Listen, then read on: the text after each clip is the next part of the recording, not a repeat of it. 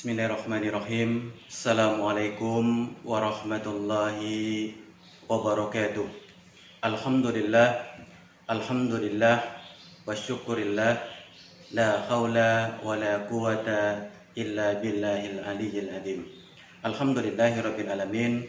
Ikhwan wa akhwat fillah rahimatullah. Kita masih diberikan kesempatan oleh Allah untuk senantiasa bersilaturahim dan sekaligus thalabul ilmi. Mudah-mudahan pertemuan kita kali ini menjadi wasilah Allah senantiasa berikan kemuliaan kepada kita baik dunia maupun akhirat. Ikhwan wa akhwat fillah rahimatullah. Adanya surga dan neraka merupakan satu kepastian yang pasti akan datang kepada kita dan kita akan mendatanginya. Bahkan kepastian adanya surga dan neraka ini lebih pasti dibandingkan hembusan napas kita. Keberadaan surga dan neraka ini jauh lebih pasti daripada nafas-nafas kita. 1 hari, 2 hari, 1 jam, 2 jam kita bernafas, belum tentu 2 jam kemudian kita bisa bernafas. 1 jam kemudian kita bisa bernafas. 1 hari kemudian kita bisa bernafas. Tapi surga dan neraka jauh lebih pasti daripada nafas kita. Maka tidak ada yang paling penting bagi orang-orang beriman, cita-cita mereka, harapan mereka, target mereka, kecuali agar Allah mudahkan mereka masuk ke dalam surga. Dan Allah hindarkan, Allah jauhkan diri-diri mereka dari panasnya api neraka.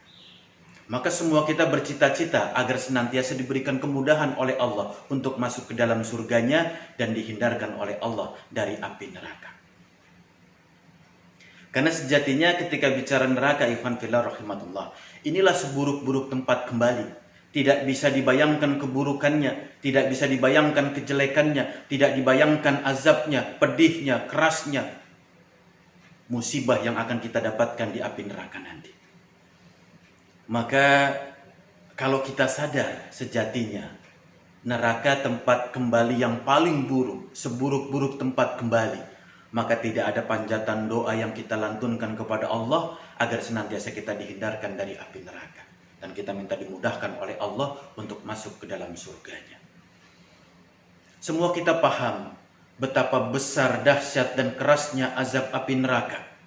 Dan kita pun tahu seberapa tinggi dan besarnya nikmat surga. Kita semua sadar, kita yakin, kita mengimani itu semua. Namun seringkali dalam kehidupan sehari-hari, aktivitas kita, kerja kita, amal kita tidak menunjukkan kalau kita beriman kepada surga dan neraka.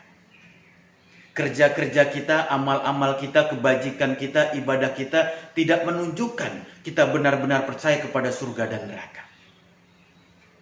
Maka ikhwan fillah rahimatullah, upaya, ikhtiar, usaha yang harus senantiasa kita upayakan agar kita dimudahkan oleh Allah masuk ke dalam surga dan dihindarkan kepada api neraka, inilah perkara paling penting dalam kehidupan dunia ini. Maka dalam kehidupan dunia ini, ikhwan wa akhwat fillah rahimatullah, tidak ada perkara, tidak ada urusan, tidak ada kerja, tidak ada ikhtiar yang paling penting, yang paling pokok, yang paling urgent buat kita semua, kecuali mempersiapkan bekal agar Allah mudahkan kita masuk ke dalam surga dan menghindarkan kita dari api neraka.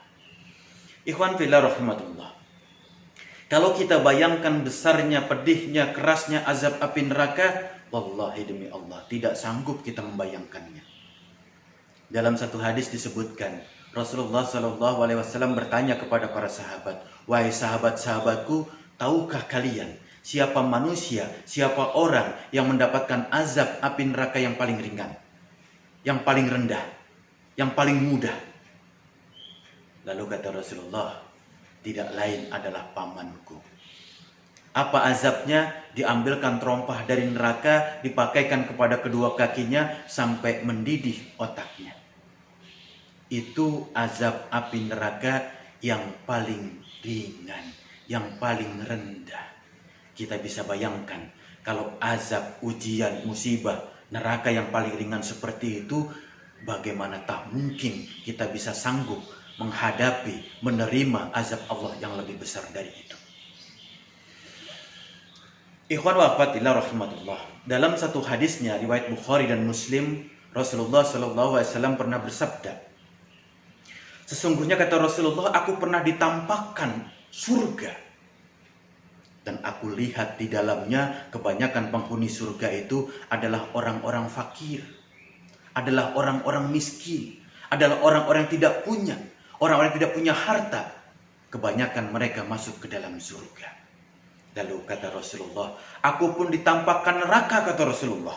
Dan aku lihat kebanyakan penghuni neraka adalah kaum wanita. Ikhwan wa akhwatillah rahimatullah. Hadis ini menjadi pelajaran besar buat kita semua. Bagaimana mensikapi kehidupan ini agar akhirnya Allah mudahkan kita masuk ke dalam jannah dan hindarkan kita semua dari api neraka. Ketika Rasul mengatakan aku tampakkan, aku ditampakkan, aku diperlihatkan neraka dan kebanyakan penghuni neraka adalah wanita. Kadang kita sering membayangkan hadis ini seakan-akan ada dikotomi antara pria dan wanita. Ada perbedaan antara pria dan wanita. Ada perbedaan kelas antara pria dan wanita. Sejatinya bukan. Bukan itu maksud hadis ini. Semua kita paham. Mau perempuan, mau laki-laki, mau miskin, mau kaya, mau pandai maupun bodoh. Semua manusia dalam kacamata Allah punya kedudukan yang sama. Yang membedakan mereka di sisi Allah hanya takwanya. Maka menjadi pelajaran buat kita semua. Kenapa ketika bicara masalah neraka, kebanyakan mereka, mayoritas mereka penghuninya adalah wanita. Maka bisa dipastikan karena wanita kurang takwa kepada Allah Subhanahu wa Ta'ala. Maka ini harus jadi renungan buat kita semua. Kita bercita-cita menjadi ahli jannah. Tapi jangan sampai kita lupa. Ternyata ada pun orang-orang dia adalah ahli nar. Berapa banyak orang-orang bercita-cita menjadi ahli surga. Tapi aktivitas dia, perbuatan dia mencerminkan dia ahli nar, ahli neraka. Maka ikhwan fillah rahimatullah.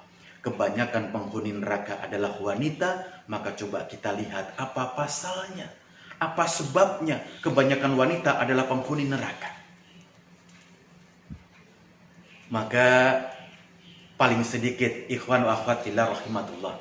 Ada tiga sebab. Ada tiga masalah. Ada tiga akar permasalahan. Kenapa wanita, kenapa perempuan lebih banyak menempati neraka. Kita akan bahas pelan-pelan. Mudah-mudahan tiga hal ini menjadi pelajaran buat kita. Menjadi ibroh buat kita. Menjadi pengingat buat kita. Agar kita semua terutama wanita memperhatikan hal ini. Agar diri-diri mereka dimudahkan oleh Allah masuk ke dalam jannah. Dan dihindarkan oleh Allah masuk ke dalam api neraka. Apa yang pertama? Pertama karena wanita, kebanyakan wanita, mayoritas wanita dia kufur. Kufur kepada siapa? Kufur kepada suaminya. Ikhwan wa akhwatillah rahimatullah. Penyebab utama, penyebab dasar seorang wanita, banyak wanita masuk ke dalam nar, masuk ke dalam neraka lantaran dia kufur terhadap suaminya. Seorang suami tentu ikhwan wa akhwatillah bukan manusia yang sempurna, yang perfect, tidak ada kesalahan, tidak ada kelemahan, tidak. Semua manusia sama, mau dia perempuan, mau dia laki-laki, mau dia istri, mau dia suami. Suami pun punya kelemahan dan kekurangan. Maka seyogyanya ketika suami istri dalam satu rumah tangga, istri punya suami, maka pastikan harus senantiasa penuh rasa syukur kepada suaminya. Karena berapa banyak istri-istri dalam rumah tangga dengan suaminya yang penuh dengan kelemahan kekurangan, kadang-kadang tidak bisa mensyukuri keberadaan suaminya. Maka kata Rasulullah dalam satu hadisnya, sesungguhnya aku ditampakkan neraka dan kebanyakan penghuni neraka adalah wanita. Lalu sahabat yang lain bertanya, kenapa ya Rasulullah kebanyakan wanita masuk ke dalam neraka? Kata Rasulullah, karena dia kufur. Lalu sahabat bertanya, apakah dia kufur kepada Allah ya Rasulullah? La, dia tidak kufur kepada Allah. Dia kufur kepada suaminya. Suaminya berbuat baik sepanjang hari, sepanjang minggu, sepanjang bulan, sepanjang tahun. tapi tidak dianggap kebaikannya. Bahkan andai kata dia berbuat baik selama 1000 tahun, tetap yang diingat dari suaminya adalah keburukan dan kejelekannya. Maka inilah wanita-wanita yang kufur terhadap nikmat Allah telah berikan suami kepada dirinya, tidak bisa dia syukuri nikmat itu semua.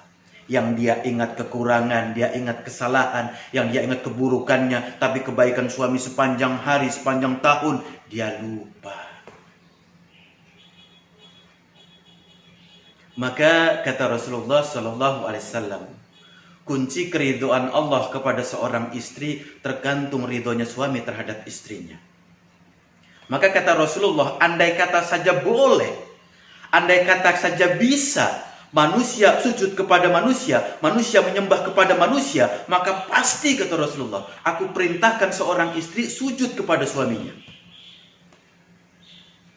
Andai kata boleh, andai kata bisa. Karena sebegitu tingginya kedudukan suami dalam rumah tangga, kedudukan suami terhadap istrinya. Syukuri, ridhoi pemberian Allah kepada kita semua. Bahkan andai kata seorang istri ridho kepada suaminya, bersyukur atas suaminya, maka jannah tempatnya. Tapi sebaliknya, kalau dia mengkufuri nikmat Allah yang telah Allah berikan kepadanya melalui suaminya, api neraka menunggu dirinya. Kan disebutkan dalam hadis Rasulullah SAW, kalau ada seorang wanita, seorang istri menjaga 5 waktu sholatnya, lalu dia puasa sepanjang waktu yang ingin puasa, lalu menjaga kemaluannya, disertai dia taat kepada suaminya, kata Rasulullah, dia boleh pilih dari pintu surga mana dia ingin masuk. Allahu Akbar. Begitu besar kedudukan suami terhadap istri, maka perhatikan, jangan sekali-kali kita mengkufuri nikmat-nikmat yang telah Allah berikan kepada kita melalui suami kita. Syukuri, ridho kepadanya, taati, insya Allah menjadi jalan buat kita masuk ke dalam surga. Jadi yang pertama, kebanyakan wanita masuk ke dalam ke dalam neraka karena dia kufur kepada suaminya. Yang kedua, yang menjadi penyebab kebanyakan wanita masuk ke dalam surga, masuk ke dalam neraka. Yang kedua, karena mereka biasa membicarakan aib, kesalahan, kejelekan orang lain. Mereka membiasakan ghibah kepada orang lain. Kejelekan orang lain tidak luput dari lisannya. Kelemahan orang lain tidak lepas dari lisannya. Ini yang menyebabkan kebanyakan wanita masuk ke dalam neraka. Karena ketika orang sudah membicarakan kejelekan orang lain, berprasangka buruk kepada orang lain, perhatikan ayat Allah. Allah berfirman, A'udzubillahi minasyaitonirrajim, Bismillahirrahmanirrahim. Ya ayyuhalladzina amanustanibu katsiran minal dhanni inna ba'dadz dhanni ismun. Hai orang-orang beriman, jangan engkau punya banyak prasangka buruk kepada orang lain. Karena sesungguhnya di antara prasangka-prasangka buruk itu adalah dosa bagimu. Allah tegas perintahkan kepada kita semua, bahkan ditujukan khusus bagi orang-orang beriman, baik laki-laki maupun perempuan. Jaga diri kalian, jaga lisan kalian, jaga mulut kalian. Jangan sampai kejelekan orang lain, keburukan orang lain menjadi bahan pergunjingan, bahan pembicaraan, sehingga engkau terjerumus dalam dosa. Nah ikhwan akhwat fillah rahimatullah, kadang-kadang kalau kita coba pahami, menyalahkan orang lain, menjelekkan orang lain, membicarakan keburukan orang lain, ini perkara ringan, perkara sepele. Tapi perhatikan akibat dari perbuatan itu, akibat dari membicarakan kejelekan orang lain itu, begitu besar ganjarannya buat kita, begitu besar resiko yang kita hadapi. Kenapa? Ada di dalamnya dosa buat kita.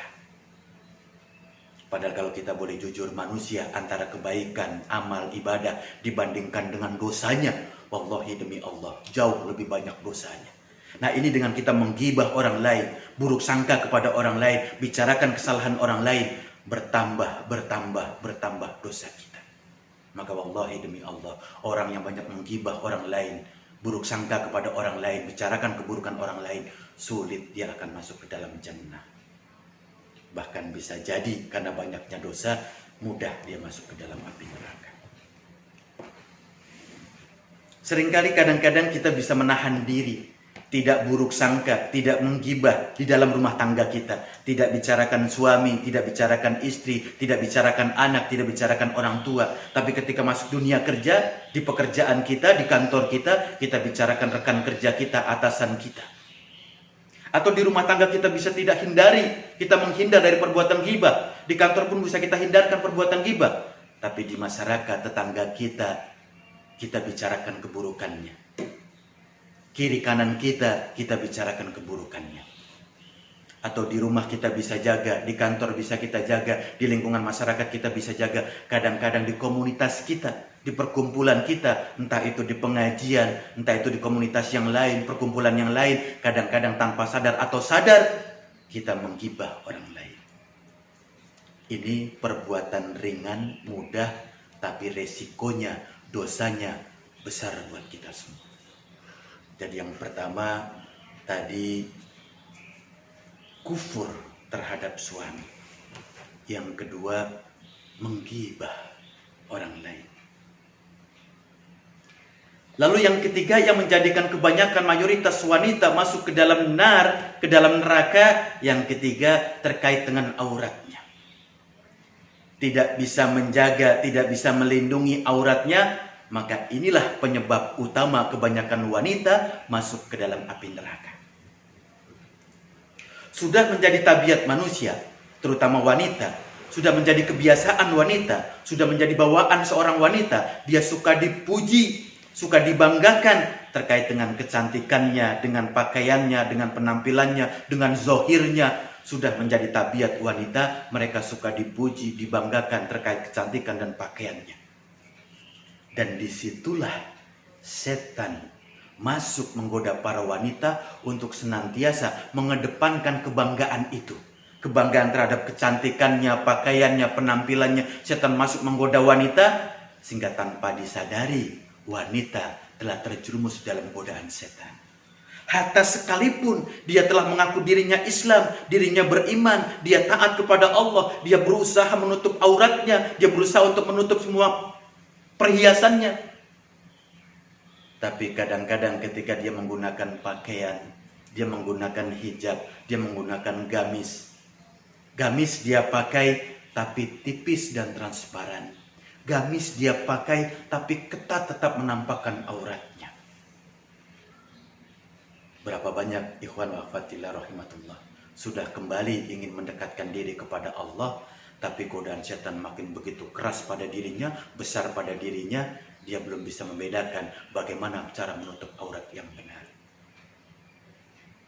Maka ikhwan fillah rahimatullah, manusia dihadirkan oleh Allah untuk beribadah, tapi setan pun dihadirkan oleh Allah untuk menggoda anak cucu Adam. Maka hati-hati diri kita, lindungi diri kita, terutama wanita, lindungi diri kalian dari godaan setan dengan cara apa? Menutup aurat kita. Maka ketika aurat sudah ditutup, insya Allah Allah akan berikan perlindungan kepada kita, penjagaan kepada kita dari godaan-godaan setan. Ini perkara besar, ini perkara penting. Menutup aurat dalam Islam perkara penting, menjadi wasilah orang mudah masuk ke dalam jannah atau dimudahkan masuk ke dalam nar lantaran aurat-aurat mereka, lantaran perhiasan-perhiasan mereka. Bisa dijagakah atau tidak bisa dijagakah? Menjadi wasilah dia menjadi mudah masuk ke dalam jannah atau sebaliknya. Bahkan lantaran menutup aurat ini, menutup kemaluan ini, menjadi wasilah juga orang di sekitarnya mendapatkan dari azab Allah Subhanahu wa taala. Kata Rasulullah sallallahu alaihi wasallam dalam satu hadisnya, la yadkhulul jannah, tidak akan pernah masuk ke dalam jannah, ke dalam surga, dayus. La yadkhulul jannah dayus. Ma dayus ya Rasulullah? Apa itu dayus ya Rasulullah? Dayus itu seorang wanita yang tidak menjaga auratnya, seorang wanita yang tidak menjaga perhiasannya, seorang wanita yang berkhalwat dengan orang-orang lain, berkhalwat dengan laki-laki lain. Nah, kalau ada suami tidak cemburu istrinya membuka aurat, seorang suami tidak cemburu seorang istrinya berjalan dengan laki-laki lain, la yadkhulal jannah dayyus, dia tidak akan pernah masuk ke dalam surga. Jadi lantaran membuka dan menutup aurat menjadikan suaminya pun bisa terseret pada api neraka. Allah Akbar. Ikhwan wa akhwat fillah rahimatullah. Maka benar sekali hadis Rasulullah.